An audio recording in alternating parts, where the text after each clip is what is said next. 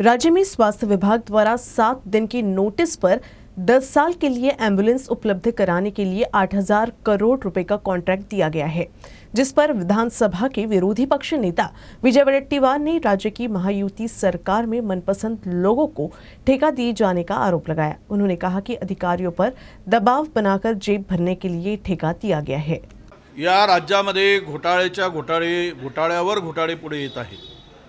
मर्जीतील माणसाला करोडो रुपयाची कामं देण्यासाठी वाटेल ते शक्कल लढवून आणि भ्रष्टाचाराचा कळस गाठण्याचं काम या सरकारमध्ये सुरू आहे।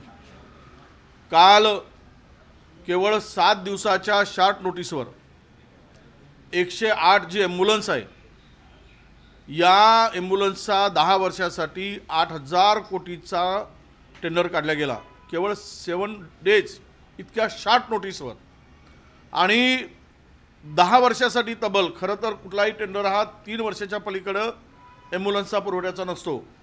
याची सर्व कुठल्याही दृष्टीने तपासणी केली तरी हे काम 4,000 कोटीच्या वर जाऊ शकत नाही। परंतु तब्बल आरोग्य विभागाच्या मंत्र्यासह त्या IAS अधिकाऱ्याला बदलीचा धाक देऊन 7 दिवसाची, केवळ 7 दिवसाची मुदत देऊन 8,000 कोटीचा टेंडर त्या एका मर्जीतल्या माणसाच्या घशात घालण्यासाठी आणि त्यातून 4,000 कोटी रुपये कमवण्यासाठी 8,000 कोटीचा टेंडर काढला गेला आहे। यातून जनतेच्या पैशाची लूट सुरू होणार। तिजोरीमध्ये कर्ज काढून हे राज्य पहिल्यांदाच बर्बाद झालेलं आहे, उद्ध्वस्त झालेलं आहे। आणि अशाही परिस्थितीमध्ये या ॲम्ब्युलन्सचा हा महाघोटाळा, 8,000 कोटीचा घोटाळा, हा सर्व विवादित जे मंत्री आहेत, वादाधित मंत्री आहेत, ज्यांचा त्या आरोग्य खाताच हे अखंड भ्रष्टाचारामध्ये बुडालेला आहे, आणि त्याचा कळस म्हणून आज या 8,000 कोटीचा टेंडर 7 दिवसाच्या शॉर्ट नोटीसवर, केवळ 7 दिवस, आणि त्याची किंमत कुठल्याही पद्धतीने काढली तरी 4,000 कोटीच्या वर होऊ शकत नाही। माझा दावा आहे, कुठल्या एक्सपर्टला बसवा, कुणालाही बसवा, पण हे चाललं काय, लूट करण्याची पद्धत किती आहे।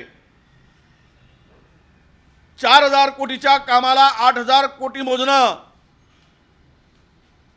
आणि स्वतःच्या मंत्र्यांच्या जवळच्या नातेवाईकांना हे काम मिळवून मंत्र्याची पार्टनरशिप यामध्ये असणं, हे राज्य उद्ध्वस्त करण्याचं काम चाललं आहे।